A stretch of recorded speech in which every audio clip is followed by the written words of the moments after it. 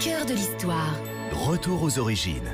Alors aujourd'hui pour vous Franck, et c'est une question qui va avec le sujet du jour, elle est signée Marie, une question posée sur Europe1.fr. De quand date le premier contact entre l'Europe et le Japon et comment cela s'est-il passé? Alors, entre l'Europe et le Japon, ça se passe en 1542. Ce sont des Portugais, vous savez, qui voyageant vers Macao vont échouer sur les côtes du pays du soleil levant.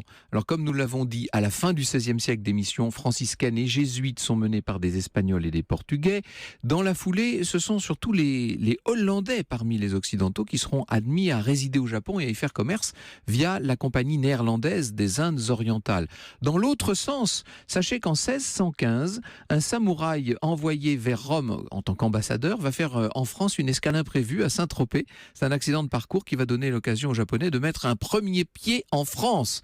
Ce sera le tout premier vrai contact entre les deux nations.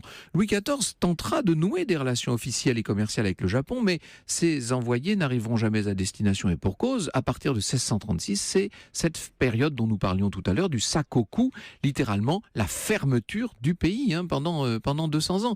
Il faudra attendre le milieu du 19e siècle pour que tout ça s'ouvre un peu. En 1858, la France et le Japon, donc sous l'égide de Napoléon III, vont signer un traité de paix, d'amitié et de commerce. On est juste avant l'ère Meiji qui elle-même rayonnera jusqu'en 1912.